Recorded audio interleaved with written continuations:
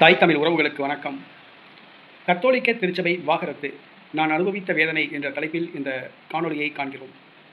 கத்தோலிக்க திருச்சபை வாகரத்து நான் அனுபவித்த வேதனை என்ற தலைப்பில் இந்த காணொளியை காண்கிறோம். 2000 ஆண்டு டிசம்பர் மாதம் 7ஆம் தேதி எனக்கு திருமணம் நடைபெற்றது. 2000 ஆண்டு டிசம்பர் மாதம் 7ஆம் தேதி திருமணம் நடைபெற்றது. என்னுடைய உறவுக்கார பெண் தூத்துக்குடியை சார்ந்தவர். திருமணம் நிறைவேறியது. முதலிரவு நடக்கவில்லை. எங்களுக்குள் எந்த தாம்பத்திய உறவும் நடைபெறவில்லை. ஒரு மாதம் கழித்து முதலிரவு வைத்துக் கொள்ளலாம் என்று அந்த பெண் கூறியிருந்தார். ஆனால் 20வது நாளிலே என்னை விட்டு பிரிந்து சென்று விட்டார். காவல்துறையை வைத்து மிரட்டி பத்திரத்தில் எழுதி வாங்கிவிட்டு சென்று விட்டார். கத்தோலிக்க முறைப்படி எல்லிஸ் நகரிலே புனித செபஸ்டியார் ஆலயத்திலே திருமணம் நடைபெற்றது. திருமணமான 20 நாளில் பிரிந்து சென்றார். 60வது நாள் பத்திரத்தில் மிரட்டி எழுதி வாங்கி கொண்டு சென்று விட்டார். அப்போ சட்டப்படி வாகனத்து வாங்கணும் அப்படின்றதுக்கு அவங்க சம்மதிக்கலை. எழுதி வாங்கினாலே போதும், நாங்கள் பார்த்துக்குறோம் அப்படின்னு போயிட்டாங்க. அதுக்கு அங்கிட்டு ஒரு வாரத்தில் அவங்க 2வது திருமணம், அவங்க அத்தை பையன் ஒரு பையனை லவ் பண்ணியிருந்தாங்களாம். அந்த பையனை திருமணம் செஞ்சுட்டு போயிட்டாங்க. நான் எதிர்பாராத எனக்கு ஒரு பேரிடி. திருமணம் நடைபெற்று 20 நாளில் பிரிஞ்சாச்சு. 60வது நாள் வாகனத்து பத்திரத்தில் எழுதி வாங்கிட்டு போயிட்டாங்க. என்னால் ஜீரணிக்க முடியல. கடுமையான மன உளைச்சல். இந்த கடுமையான மன உளைச்சலில் ஏறத்தாழ 30வது நாளே பங்கு தந்தைகிட்ட கையெழுத்து வாங்கிட்டு லெட்டரை கொண்டு போய் பேராயர் இல்லத்தில் இருக்கிற கிறிஸ்தவ திருமண நீதிமன்றத்தில் போய் சப்மிட் பண்ணுறோம். அங்கே கொடுக்கும்போதே சொன்னாங்க, உங்கள் விண்ணப்பம் இப்போ தான் கொடுத்துருக்கீங்க, நிறைய பேர் வரிசையில் உங்களுக்கு முன்னாடி கொடுத்தவங்களாம் இருக்காங்க, அவங்களெல்லாம் விசாரிச்சுட்டு தான் நாங்கள் விசாரணைக்கு எடுப்போம், நாங்கள் எப்போ கூப்பிடுவோமோ அப்போ வாங்க அப்படின்னாங்க. ஏறத்தாழ நானும் மாதம் போவேன், எங்களுடைய வாகனத்தை எப்போ விசாரணைக்கு வருது அப்படின்ட்டு. ஏறத்தாழ ஒரு 50 தடவையாவது நான் அலைஞ்சிருப்பேன். 50 தடவையும் அந்த பேராயர் நீதிமன்றத்தில் இருக்கிற அந்த ஃபாதர்ஸ் ரொம்ப என்னை திட்டுவாங்க. விசாரணைக்கு அப்பெல்லாம் செய்ய முடியாது, நாங்கள் விசாரணைக்கு எப்போ கூப்பிடுவோமோ அப்போ தான் வரணும் அப்படின்பாங்க. அதில் ஃபாதர் சொல்லுவாங்க, ஏப்பா உனக்கு என்ன அவசரமா அப்படின்பார். உனக்கு என்ன அவசரமா, சீக்கிரம் கல்யாணம், உனக்கு என்ன அவசரமா, ஏன் லேட்டாக கல்யாணம் முடிச்சா என்ன அப்படின்பார். ஏன் அவ்வளோ அவசரமா உனக்கு அப்படின்பார். ரொம்ப வேதனைப்படுத்துவாங்க. இந்த 2வது திருமணம் வாகனத்தை அப்ளை பண்ணும்போது நான் அப்போ அந்த சர்ச்சு நடவடிக்கைகளில் ரொம்ப தீவிரமாக இருப்பேன். என்னுடைய திருமணத்துக்கு முன்னாடியே அந்த திருமணம் வாகனத்தாச்சு அப்படின்னு சொன்ன உடனே அப்படியே ஒரு குண்டு வெடிச்சா எப்படி பொருளை பரவும் பாருங்கள், அந்த மாதிரி வேகமாக பரவுச்சு ஆலயத்தில். எல்லாருமே குசு குசு குசு குசுன்னு பேச ஆரம்பித்தாங்க. ஜான்சனுக்கு வாகனத்தாச்சா, ஜான்சனுக்கு வாகனத்தாச்சான்ட்டு அப்படி பேச ஆரம்பித்தாங்க. கோயிலுக்குள்ளே போனால் இதே பேச்சு தான்.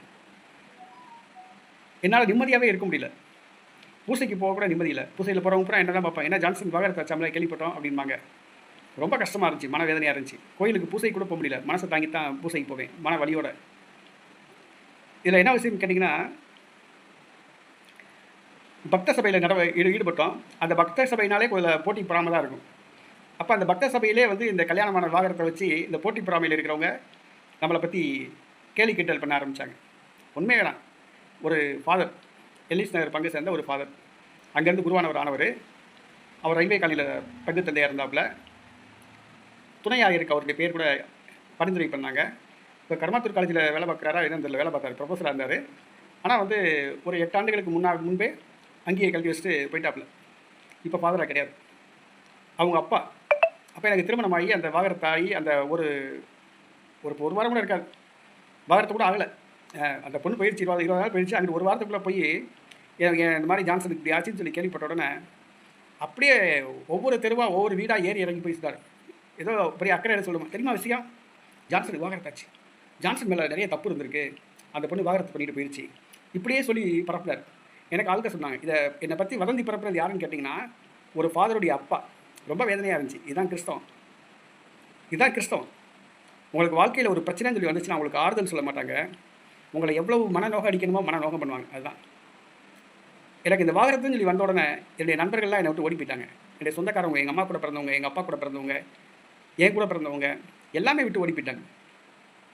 என்னுடைய நண்பர் ஒருத்தர் என் சொந்தக்கார பையன் ஒருத்தர் சொல்லுவாப்புல, ஜான்சன் இப்படி வாகனத்தாச்சின்னு நினச்சி நீ தூக்கு எதுவும் போட்டுக்காதரா அப்படின்னு பாப்புல, தூக்கில் எதுவும் தொங்கிறாருன்னு. அப்போ என்ன அர்த்தம், நான் தூக்கில் தொங்கணும்னு ஆசைப்பட்றாப்புல. அவர் ஒரு 6 மாதம் சொல்லி பார்த்தாப்புல, நீ தூக்கில் எதுவும் தொங்கிறாதரான்னு சொல்லி பார்த்தாப்புல. நான் தூக்கு போடுற மாதிரி தெரியல. அதுக்கப்புறம் அவர் போயிட்டாப்புல, நிரந்தரமாக பக்கத்துலேயே வரது கிடையாது, பார்த்தாலும் பார்க்காத மாதிரி போயிடுவாப்புல. ஏன்னா அவர் சொன்னதை நான் செய்யலை, அதனால் ஆக உங்கள் வாகனத்தை ஆச்சுன்னொன்னே எனக்கு கோயிலில் கூட எனக்கு நிம்மதி கிடையாது.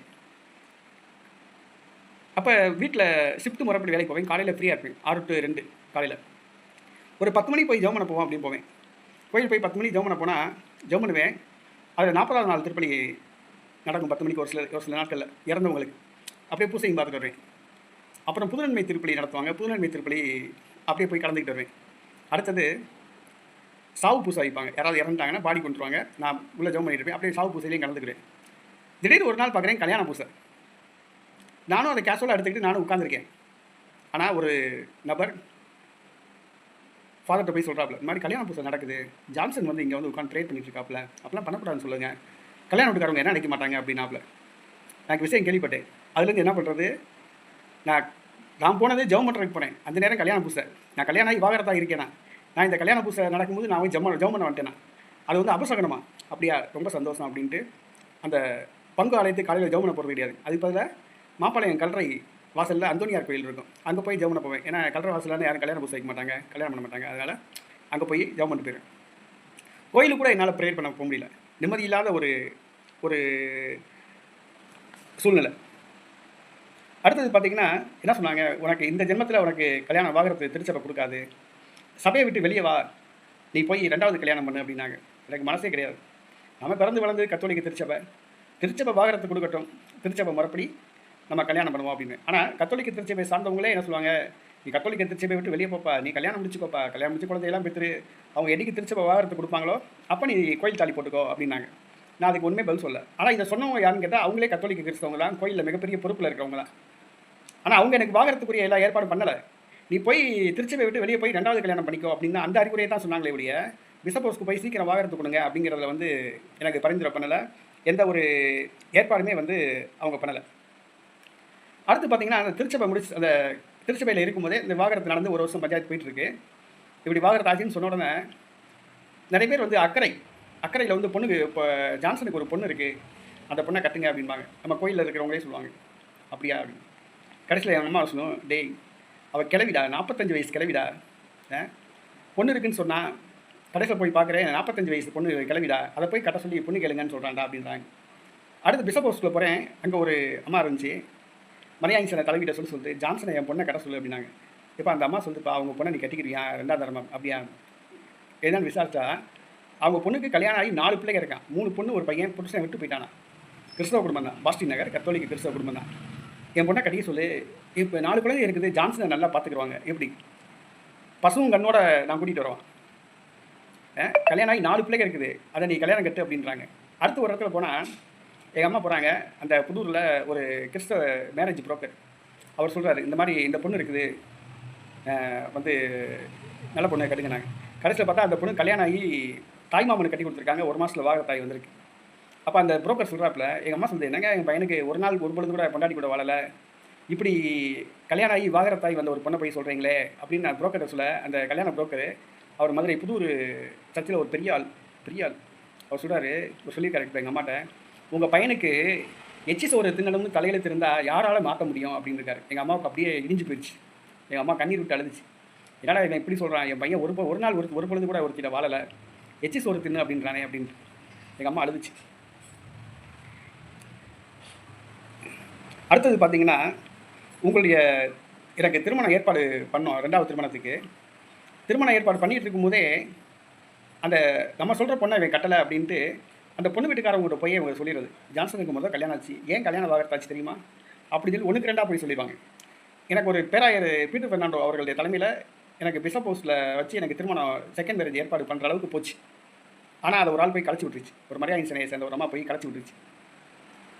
இந்த நல்ல காரியம்லாம் வந்து நம்ம சர்ச்சில் இருக்கவங்க வந்து பண்ணுவாங்க, திருச்சபையில் இருக்கவங்க இந்த மாதிரி பண்ணுவாங்க.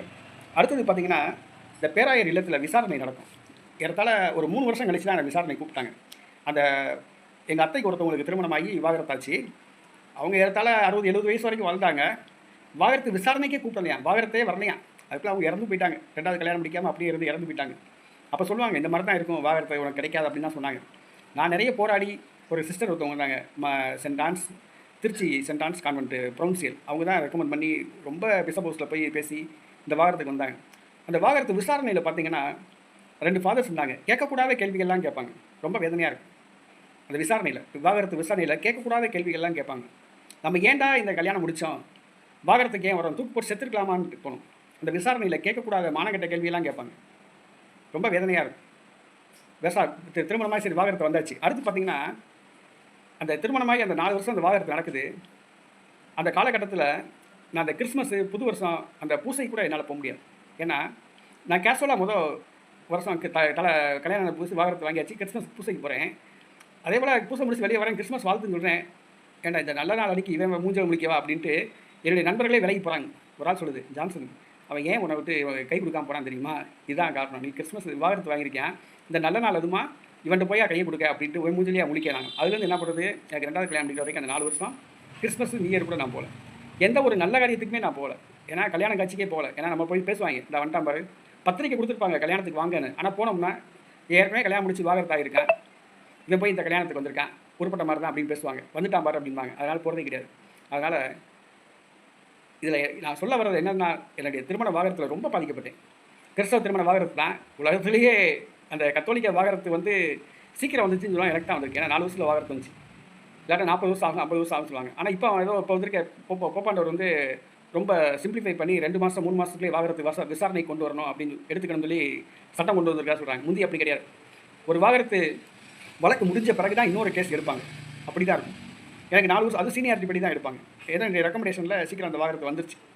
ஆக இந்த விவாகரத்தில் வந்து நான் நிறைய ரொம்ப கஷ்டப்பட்டேன், மனவேதனை அனுபவிச்சு ஒரு மனநோயாளி மாதிரி ஆகிட்டேன். மனநோயாளி ஆகிறதுக்கு முன்னாடியே போய் நான் சைக்காட்ரிஸ்ட்டை போய் பார்த்துட்டேன்.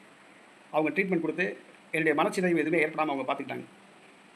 ஆனால் இதில் நான் சொல்ல வர கருத்து என்னென்னு கேட்டிங்கன்னா, பெற்றோர்கள், நம்முடைய கத்தோலிக்க பெற்றோர்கள் நம்முடைய பிள்ளைகளுக்கு ஏனோ தானோன்னு கல்யாணம் பண்ணிக்கிறார்.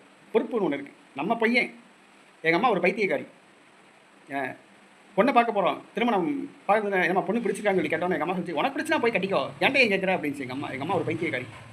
என் கூட பிறந்தவன் இருக்கான் பார்த்தீங்களா, அவன் வந்து தட்டி கழிச்சு போகிறேன், கல்யாணம் மட்டும் முடிச்சா போச்சு, நம்ம பொறுப்பு முடிஞ்சு போச்சு அப்படின்ட்டு, நல்லது கெட்டதோ பொண்ணு எப்படி குடும்பம் எப்படி அதெல்லாம் விசாரிக்காமல் கல்யாணத்தை முடிச்சுட்டு அவன் பொறுப்பு முடிஞ்சு போச்சுன்னு சொல்லி ஏற்பாடு பண்ணிவிட்டு ஒதுங்கிட்டாப்புல. நிச்சயத்தோடு நிச்சயத்துக்கு முன்னாடி ஒதுங்கிட்டாப்புல. அப்படி ஆக நம்முடைய குடும்ப உறுப்பினர்கள் வந்து தன்னுடைய பையனோ பொண்ணோ, பையன் என்ன சேட்டை பண்ணாலும் சரி, பொண்ணு என்ன பிரச்சனாலும் சரி, வீட்டில் என்ன பிரச்சனைனாலும் சரி, நம்ம பொண்ணு நம்ம பையன் அப்படின்னு சொல்லிட்டு பொறுப்பை உணர்ந்து திருமணம் செஞ்சு வைக்கணும், நல்லா விசாரிக்கணும். நம்முடைய பெற்றோருக்குரிய கடமையை செஞ்சு வைக்கணும். சும்மா அதை ஏனோ தானு பார்த்துட்டு திருமணம் பண்ணி வைக்கிறாங்க பார்த்தீங்களா, இப்படி தான் எனக்கு ஏற்பட்டதான் நடக்கும். தயவு செஞ்சு இந்த நேரத்தில் சொல்கிறேன், உங்கள் பெற்றோர்களுக்கு சொல்கிறேன், உங்கள் பிள்ளைகளுக்கும் உங்கள் பையனுக்கும் உங்கள் பொண்ணுக்கும் நல்லா விசாரித்து, நல்ல குடும்பமாக விசாரித்து கல்யாணம் முடிங்க. அக்கம் பக்கத்தில் இருக்கவங்கள கேட்காதீங்க, நல்லா விசாரித்து உங்கள் மனசுக்கு சரின்னு தெரிஞ்சால் கல்யாணம் முடிங்க. கூடுமானால் கத்தோலிக்க திருச்சபையை சார்ந்த உங்கள் பெண்ணையே நீங்கள் கல்யாணம் முடிங்க. ஏன்னா அதுதான் உங்களுக்கு பொருத்தம். வேறு சபையை சார்ந்தவங்க நீங்கள் கல்யாணம் முடிச்சிங்கன்னா அது வந்து பொருத்தமாக இருக்காது. கத்தோலிக்க திருச்சபையை சார்ந்த பொண்ணையே பையனையே கல்யாணம் முடிங்க, குடும்பத்தை கொடுங்க. ஜாதி பார்க்காதீங்க, தயவு செஞ்சு ஜாதி பார்க்காதீங்க. நல்ல பையனா நல்ல குடும்பமாக அதை மட்டும் பாருங்கள். ஏன்னா நான் அனுபவித்த வேதனை சொல்கிறேன். நான் விவாகரத்தாகி நான் கோயிலுக்கு கூட போக முடியல, நிம்மதியாக இல்லை. என்னுடைய ஆண்மையை குறித்து என்னை கேலி கிண்டல் பண்ணாங்க. என்னை வந்து ஏன் இவன் 4 வருஷம் ஆகி கல்யாணம் பண்ணாமல் இருக்கான் அப்படின்னு கேலி கிண்டல் பண்ணாங்க. எவன் கேலி கிண்டல் பண்ணானோ ஒரு 50 பேத்துக்கு பாதி பேத்தில் பாதி பேத்துக்கு கல்யாணம் ஆகலை, பாதி பேத்துக்கு பிள்ளை இல்லாமல் போயிட்டாங்க. அதான் உண்மை. என்னை முன்னாடி விட்டு பின்னாடி எவன் கேலி பண்ணானோ, என்னை கல்யாணம் விவாகரத்தாக இருக்கும்போது அதில் பாதி பேர் பிள்ளை இல்லாமல் போயிட்டாங்க, பாதி பேர் கல்யாணம் ஆகாமையே இன்னும் வாலிபனாகவே இருக்காங்க, 55 வயசு ஆகி வாலிபனாகவே இருக்காங்க. அதான் உண்மை. அதனால் நான் பட்ட வேதனையை உங்கள்கிட்ட சொல்கிறேன். தயவு செஞ்சு உங்களுடைய குடும்பத்தில் உங்கள் பிள்ளைகளுக்கு பையனுக்கு வரன் பார்க்கணும்னா பொறுப்பாக உணர்ந்து நல்ல குடும்பமாக பார்த்து நல்ல பொண்ணாக பார்த்து கல்யாணம் கட்டி வைங்க. நான் பட்ட வேதனையை யாரும் அனுபவிக்க வேண்டாம்.